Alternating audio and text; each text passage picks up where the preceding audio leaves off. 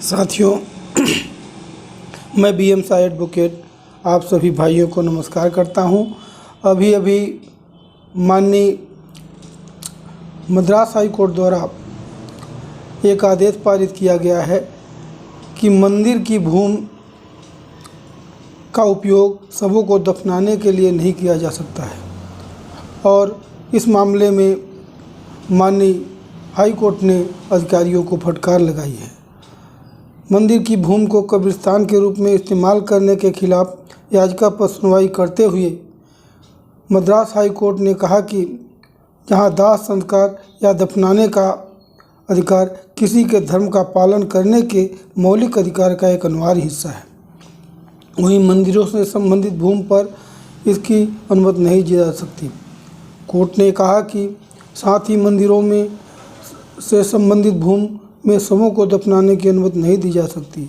इस अदालत ने बार बार दोहराया कि मंदिरों से संबंधित भूमि का उपयोग केवल धार्मिक उद्देश्यों और उससे जुड़ी गतिविधियों के लिए किया जा सकता है।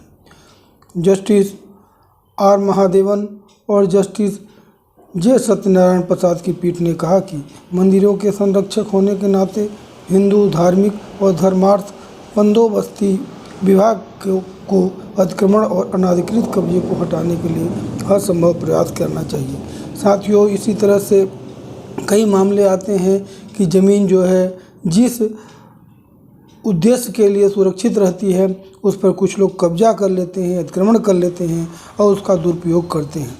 जैसे अगर जो कोई चारागाह की ज़मीन है तो उसमें केवल चारागाह का उपयोग किया जाएगा, उसमें कोई चाहे कि हम मकान बना लें तो उस सुरक्षित ज़मीन को पर कुछ नहीं किया जा सकता है। इसी तरह से पीठ ने कहा कि मानव संसाधन और CE विभाग मंदिरों और उसकी संपत्तियों का संरक्षक है और अधिकारियों को इसे अतिक्रमण या अनाधिकृत कब्जे से बचाने के लिए सभी प्रभावी उपाय करने चाहिए। अदालत ने तिरुचेंदुरम में अरुलमिगु सुब्रमण्यम स्वामी मंदिर के रास्ते में टोपियां बेचने वाले SP नारायण की याचिका पर सुनवाई करते हुए यह टिप्पणी की। याचिकाकर्ता के अनुसार उत्सव के समय बहुत सारे मंदिर हैं और आराम करने के लिए जगह ढूंढना मुश्किल हो जाता है। उन्होंने प्रस्तुत किया कि लगभग 30 एकड़ भूमि जो पहले श्रद्धालुओं द्वारा पार्किंग और विश्राम के लिए उपयोग की जाती है का उपयोग रात के समय में दफनाने और अन्य अवैध गतिविधियों के लिए किया जा रहा है। हालांकि 2017 में कलेक्टर और मंदिर के अधिकारियों को कार्रवाई करने के लिए ज्ञापन भेजा गया था, लेकिन अदालत ने पाया कि इसमें कोई कार्रवाई नहीं की गई। मंदिर के कार्यकारी अधिकारी ने प्रस्तुत किया कि इस संबंध में एक संचार पहले ही राजस्व मंडल अधिकारी को भेजा जा चुका है, जिसमें अनुरोध किया गया है कि तीसरे पक्ष को मंदिर की भूमि को कब्रिस्तान के रूप में उपयोग करने से रोका जाए। अदालत को बताया गया कि मंदिर के अधिकारियों ने इस उद्देश्य के लिए एक वैकल्पिक भूमि आवंटित करने के लिए RDO से भी अनुरोध किया था। सरकारी वकील ने प्रस्तुत किया कि अधिकारी अदालत द्वारा निर्धारित समय सीमा के भीतर इन अभ्यावेदन के आधार पर मामले को देखेंगे। मंदिर में धार्मिक महत्व पर प्रकाश डालते हुए इस तथ्य पर ध्यान देते हुए विशाल कौबे दर्शन के लिए आते हैं। अदालत ने कहा कि यह स्पष्ट है कि पर्याप्त बुनियादी सुविधाएं नहीं होने पर जनता और भक्तों को बहुत कठिनाई होती है।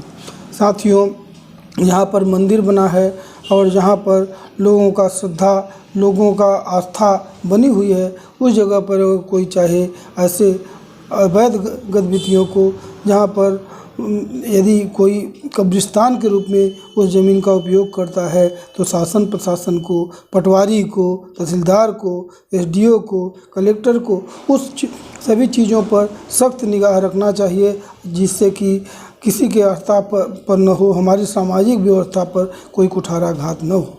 यह देखते हुए कि अधिकारी भी स्वीकार करते हैं कि मंदिर से संबंधित भूमि का उपयोग मृतकों को दफनाने के लिए किया जा रहा है, इसके बावजूद भी अधिकारी चुप रहते हैं। इसलिए अदालत ने कहा कि राजस्व अधिकारियों द्वारा आज तक कोई कदम नहीं उठाया गया। इस अदालत द्वारा प्रतिवादी अधिकारियों का समर्थन नहीं किया जा रहा। इस प्रकार अदालत ने प्रतिवादी अधिकारियों को आदेश के 3 महीने की अवधि के भीतर याचिकाकर्ता के प्रतिनिधित्व पर विचार करने का निर्देश दिया। यह भी कहा कि जिला कलेक्टर दफनाने के लिए वैकल्पिक स्थान आवंटित करने पर विचार करेंगे।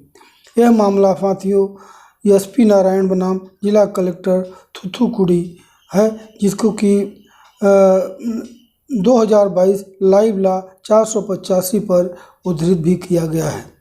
इस तरह से साथियों आज हम भी देखते हैं कि जहाँ पर मंदिर रहते हैं वहाँ पर लोग कुछ गोमतिया रख लेते हैं, कुछ दुकान रख लेते हैं, कुछ इधर उधर की चीज़ें रख लेते हैं और उस पर अतिक्रमण कर लेते हैं। तो यह सब कार्रवाई जो है साथियों बहुत ही गलत है। कुछ लोग सड़क की ज़मीन पर 50 पर इस तरह के अवैध गतिविधियाँ, अवैध अतिक्रमण कर लेते हैं। शासन प्रशासन से हमारा आग्रह है कि जिस उद्देश्य के लिए जो भूमि है उसका उपयोग केवल उसी उद्देश्य के लिए होना चाहिए। इसी के साथ साथियों मैं अपने प्यारे साथियों को बहुत बहुत नमस्कार करता हूं। साथियों आपसे आग्रह है कि आप हमारे इस चैनल को सब्सक्राइब करिए और बेल बटन दबाइए, जिससे कि हमारा नया वीडियो आपको प्राप्त होता रहे। यदि साथियों अगर हमसे कोई कानूनी सहायता की ज़रूरत है तो मेरा मोबाइल नंबर आप नोट कर लीजिए 9826310378। जय हिंद, जय भारत।